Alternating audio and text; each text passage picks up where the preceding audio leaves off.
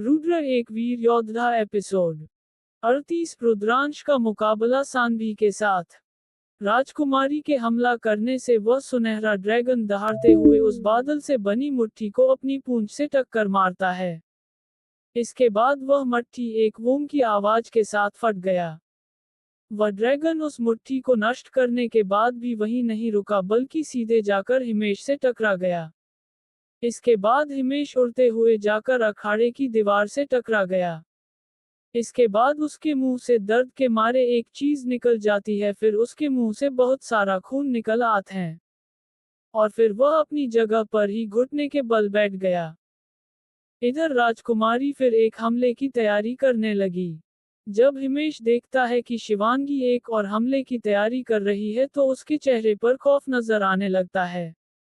फिर वह हड़बड़ाते हुए राजकुमारी की तरफ देखकर डर से चिल्लाते हुए बोलता है, राजकुमारी मैं हार मानता हूँ। जब शिवांगी ने हिमेश की बात सुनी तब वह अपना हमला तैयार करने से खुद को रोक लेती है। इसके बाद वह आचार्य सुमंत की तरफ देखने लगी। इधर जब आचार्य सुमंत ने देखा कि हिमेश ने अपना हार स्वीकार कर लिया है तो उन्होंने अपना सर हिलाते हुए राजकुमारी शिवांगी को मुकाबले का विजेता घोषित कर देते हैं। जिसे सुनकर महाराज के साथ साथ महामंत्री और आचार्य भीष्म भी अखाड़े की तरफ देखकर मुस्कुरा देते हैं। इसके बाद राजकुमार शिवांगी भी उनकी तरफ देखकर मुस्कुरा देती है। उसके बाद वह अखाड़े से बाहर निकल जाती है। फिर आचार्य सुमंत ने एक बार फिर अपना हाथ हिलाया। इसके बाद पतीले में दो और नाम आ गए, जिनमें से एक का नाम था विराज और दूसरा था ध्रुव। इसके बाद दोनों अखाड़े पर पहुंच गए। जब ध्रुव अखाड़े में पहुंचा तो उसके सामने एक लड़का खड़ा हुआ था जो कि कुछ हद तक डर में दिख रहा था। दरअसल विराज मयंक के दोस्तों में से एक था और कई बार ध्रुव से मार भी खा चुका था। वह इस वक्त साधारण मनुष्य स्तर के 8वें पड़ाव तक पहुंचा था, जबकि ध्रुव अब तक मूलाधार चक्र के चरम पर पहुंच चुका है। जब विराज ने देखा कि उसका प्रतिद्वंद्वी कौन है, तब उसके चेहरे पर घबराहट नजर आने लगी। उसका डर के मारे हालत खराब हो रही थी। उसे वह सभी बातें याद आ रही थी जब ध्रुव ने उसकी जमकर कुटाई की थी, क्योंकि उसने रुद्रांश को परेशान किया था। इधर ध्रुव भी एक कातिलाना मुस्कान के साथ विराज की तरफ देख रहा था, जिसे देखकर विराज की हालत और भी ज्यादा खराब हो गई। इधर ध्रुव को विराज की हालत देखकर हंसी आ रही थी। आचार्य सुमंत ने दोनों को लड़ने का इशारा किया। इसके बाद ध्रुव ने विराज की तरफ देखकर एक शैतानी मुस्कुराहट के साथ अपना ऊपर उठाया। जब विराज ने देखा कि ध्रुव ने अपना हाथ ऊपर उठाया है तब उसकी हालत और भी ज्यादा खराब हो गई। वह मन ही मन सोचने लगा, लगता है यह मुझे छोड़ेगा नहीं। मैं अब तक रुद्रांश को जितना भी परेशान किया है, शायद वह इन सभी का बदला लेना चाहता है। इतना सोचते ही उसका गला सूखने लगा। इधर ध्रुव ने अपने हाथों को ऊपर उठते हुए अपने हाथों में कुछ ऊर्जा इकट्ठा किया, जिससे उसके हाथों में सफेद रंगक ऊर्जा दिखने लगी। जब विराज ने देखा कि ध्रुव अब हमला करने वाला है, तब उसका शरीर डर से कांपने लगा। उसके माथे से पसीना किसी बारिश की बूंद की तरह निकलने लगी। ऐसी हालत में खौफ के साथ वह ध्रुव की तरफ देखने लगा। ये ध्रुव ने अपने हाथों में सफेद शक्तियों को इकट्ठा कर विक्रांत की तरफ हमला करने के लिए तैयार हो गया। वह भी अपना हमला करने ही वाला था कि तभी वहां पर एक डरी हुई चिल्लाने की आवाज सुनाई दिया। ध्रुव ध्रुव ध्रुव मैं हार मानता हूँ, मैं हार मानता हूँ। इतना कहकर वो ध्रुव की तरफ आशा भरी नजरों से देखने लगा, जिसे देखकर ध्रुव ने अपना हमला रोक दिया। इसके बाद उसने तिरस्कार से विराज की तरफ देखने लगा। इधर जब सभी ने विराज की हालत और उसको हार मानते हुए देखा तब सभी आपस में बातें करने लगे। एक बोला, भाई देखो कितना डरपोक योद्धा है यह विराज, उसने तो लड़ाई करने से पहले ही हार मान लिया। जिस पर दूसरा बोला, भाई तुम्हें क्या लगता है विराज ने ऐसे ही हार मान लिया, तुमने देखा नहीं उसके सामने कौन है। सप्तगिरी गुरुकुल का सबसे ताकतवर शिष्य ध्रुव है, वह उसके सामने, जो कि अब मूलाधार चक्र के अंतिम चरण पर पहुंच चुका है। और विराज तो अभी सिर्फ साधारण मनुष्य स्तर के 8वें पड़ाव तक पहुंच पाया है। उसका और ध्रुव का तो कोई मुकाबला ही नहीं है। जिस पर पहले इंसान ने अपना सिर हिलाते हुए बोला, बिल्कुल सही कहा भाई, इस ध्रुव का तो कोई मुकाबला ही नहीं है। इधर अखाड़े में जब आचार्य सुमंत ने देखा कि विराज ने अपनी हार स्वीकार कर लिया है, तब उसने उनके चेहरे पर एक मुस्कुराहट आ गई। दरअसल वह पहले से ही जानते थे कि ऐसा कुछ हो सकता है। फिर उन्होंने ध्रुव को मुकाबले का विजेता घोषित कर दिया। इसके बाद ध्रुव फिर अपनी जगह पर लौट आया। उसके बाद अखाड़े में और 2 लड़ाइयां हुई। इसके बाद आचार्य सुमंत ने फिर से 2 योद्धाओं का नाम बोला, जिसमें एक लड़की थी और दूसरा एक लड़का। फिर आचार्य सुमंत ने चिल्लाते हुए बोला, अगला मुकाबला होने वाला है, वह दोनों है सानवी और रुद्रांश। जब रुद्रांश का नाम आचार्य सुमंत ने लिया तब चारों तरफ खामोशी छा गई। दरअसल सभी को पता था कि रुद्रांश सिर्फ 2 साल पहले ही अपना युद्ध आत्मा जागृत किया था। फिर उसने मयंक को हरा दिया था। इस वजह से सभी लोग रुद्रांश को भली भांति जानते थे। रुद्रांश का नाम सुनते ही बहुत से लोगों की निगाहें चारों तरफ घूमते हुए रुद्रांश को ढूंढने लगी। इधर रुद्रांश ने जब अपना नाम सुना तब वह अपनी जगह से खड़ा हुआ और अखाड़े की तरफ जाने लगा। जब ध्रुव ने देखा कि रुद्रांश अखाड़े की तरफ जा रहा है, तब ध्रुव ने खुशी के साथ चिल्लाते हुए कहा, जाओ रुद्रांश भाई, आज दिखा दो कि आप कितने ज्यादा ताकतवर हैं। जब रुद्रांश ने ध्रुव की बात सुनी तो उसने ध्रुव की तरफ देखकर एक बड़ी सी मुस्कान के साथ अपना सिर हिला दिया और फिर आगे बढ़ गया। शिवांगी ने रुद्रांश को अखाड़े की तरफ जाते हुए देखा तब उसके चेहरे पर भी एक चमक आ गई।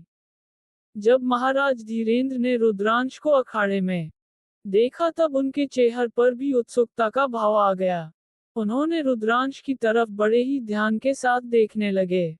दरअसल महाराज धीरेंद्र आचार्य भीष्म की बात सुनकर बहुत ही ज्यादा प्रभावित थे। वह भी यह जानना चाहते थे कि रुद्रांश में ऐसी कौन सी बात है जो आचार्य भीष्म ने उसकी इतनी तारीफ कर रहे थे। इसी जिज्ञासा के साथ वह रुद्रांश की तरफ देखने लगे। अब तक रुद्रांश अखाड़े में प्रवेश कर चुका था। उसके सामने थी सानवी का युद्ध स्तर मूलाधार चक्र के माध्यम चरण पर पहुंच चुकी थी। इधर रुद्रांश सिर्फ मूलाधार चक्र के प्रथम चरण पर ही पहुंचा था। जब सानवी ने अपने सामने रुद्रांश को खड़ा देखा तब उसके चेहरे पर कड़वाहट आ गई। दरअसल सानवी भी एक बहुत ही अच्छी योद्धा थी। उसका नाम गुरुकुल के साथ सबसे प्रतिभाशाली योद्धाओं में शामिल था। इसलिए उसने रुद्रांश की तरफ देखकर थोड़ी गुरूर के साथ बोली, तो तुम ही हो रुद्रांश जिसने 2 साल पहले ही अपना युद्ध आत्मा जागृत किया है। जिस पर रुद्रांश मुस्कुराते हुए कहा, बिल्कुल सही सोचा तुमने, मैं वही रुद्रांश हूँ। जब सानवी ने रुद्रांश को हाँ बोलते देखा तो उसके चेहरे पर और भी ज्यादा घमंड दिखने लगा। फिर उसने इसी घमंड के साथ कहा, देखो रुद्रांश, मैं तुम्हें ज्यादा चोट नहीं पहुंचाना चाहती, इसलिए मैं तुम्हें एक खून देती हूँ। चुपचाप अपनी हार मान लो, नहीं अगर मैं मुकाबले में उतर गई तब तुम्हारे पास कोई भी मौका नहीं होगा खुद को बचाने के लिए। जब रुद्रांश ने सानवी की बात सुनी तब उसके चेहरे पर एक बड़ी सी मुस्कान आ गई। फिर उसने मुस्कुराते हुए कहा, सानवी तुम अपना काम करो ना, मेरी चिंता क्यों कर रही हो? अगर मुझे तुमसे हार ही मानना होता तो मैं अखाड़े पर ही क्यों आता? इसके बाद उसने कुछ देर रुककर बड़े ही रूखेपन के साथ उसको जवाब दिया, इसलिए बकवास बंद करो और लड़ाई शुरू करो। जब सानवी ने रुद्रांश की बात सुनी तो उसके चेहरे पर गुस्सा नजर आने लगा। फिर उसने चिल्लाते हुए कहा, तुमने मुझसे ऐसी बात करने की हिम्मत कैसे किया? अब देखो मैं तुम्हारी कैसी हालत करती हूँ। इतना कहकर उसने अपने हाथ को ऊपर उठाया। इसके बाद उसके हाथों में हरे रंग की रोशनी दिखने लगी, जिसमें हल्की सी गर्माहट भी महसूस हो रही थी। दरअसल सानवी के पास एक रेडिएशन तत्व का युद्ध आत्मा था। वह अपने सारे हमलों में इस तत्वों का ही इस्तेमाल करती थी।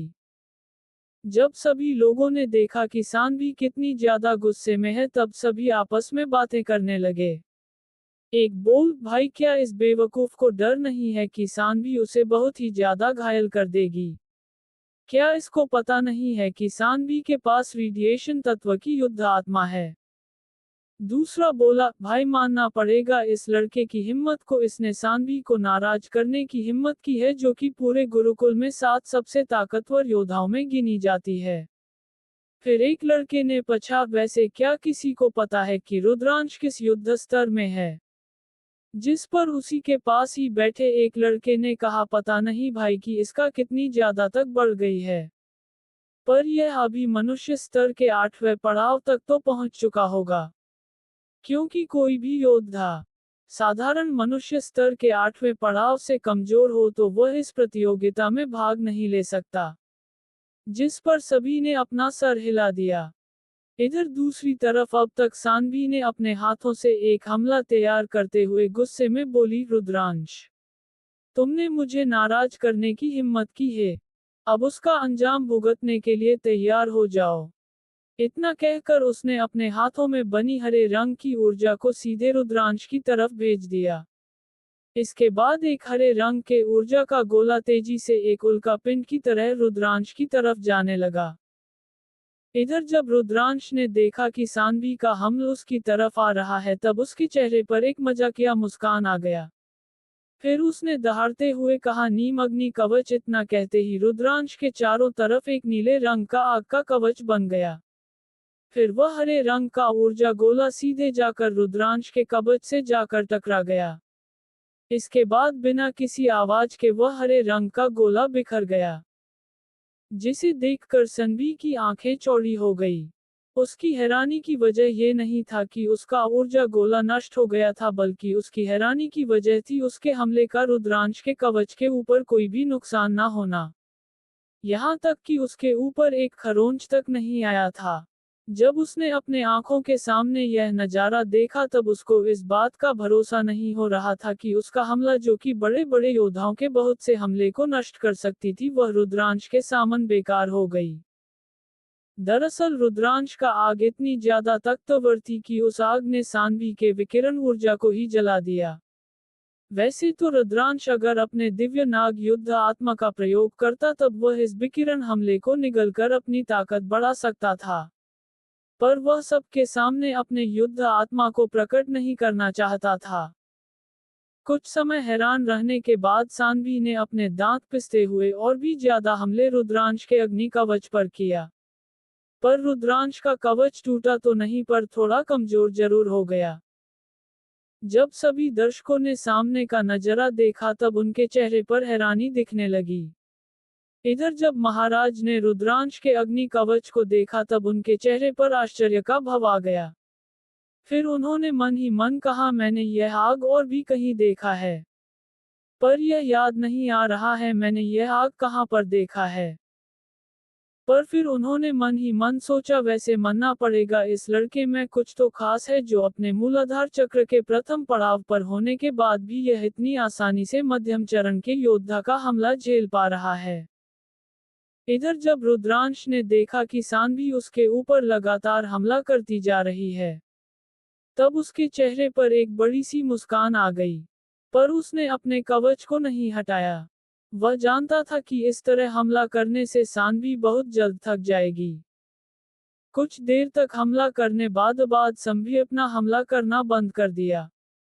जिसके बाद रुद्रांश ने भी अपने कवच को वापस ले लिया और फिर सामने की तरफ देखकर मुस्कुराने लगा।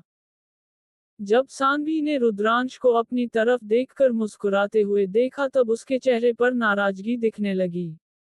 फिर उसने दांत पीसते हुए गुस्से में रुद्रांश की तरफ देखकर बोली, ज्यादा खुश मत हो और अब मेरे इस मामले को रोक कर दिखाओ।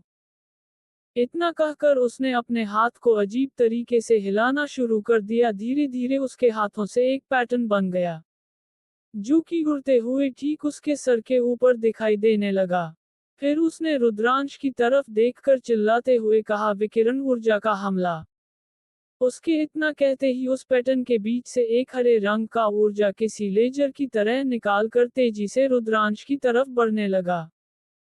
रुद्रांश ने अपने सामने के हमले को देखा, तब भी उसके चेहरे पर कोई परेशानी नहीं थी। फिर उसने अपनी आंखें बंद की और अपने हाथों को हिलाते हुए कुछ बड़बड़ाने लगा। फिर उसके शरीर में से नीले रंग की आग निकलने लगी, फिर वह आगे धीरे माया पक्षी के रूप में बदल गई जो कि रुद्रांश के सामने उड़ रहा था। फिर रुद्रांश ने उसे पक्षी को इशारा करते हुए चिल्लाकर बोला, जाओ मेरे अग्नि पक्षी, उस हमले को नष्ट कर दो। इतना कहते ही वह आग से बनी पक्षी सीधे उड़ते हुए सानवी के हमले की तरफ जाने लगी। पहले तो वह पक्षी बिल्कुल एक मुट्ठी के बराबर थी, पर फिर रास्ते में ही उसका आकार बढ़ने लगा। उसके बाद वह एक 10 फीट बड़े पक्षी में बदल गया। फिर कुछ ही पलों में वह उस विकिरण हमले के सामने आ गया और उसने अपनी चोंच खोलकर अपने मुंह से आग निकालकर उस हमले की तरफ भेज दिया। इसके बाद रुद्रांश का आग सानवी के हमले से टकरा गया। तो क्या होगा आगे? क्या रुद्रांश का हमला रोक पेगा सानवी के हमले को? महाराज ने रुद्रांश के आग को कहाँ देखा था?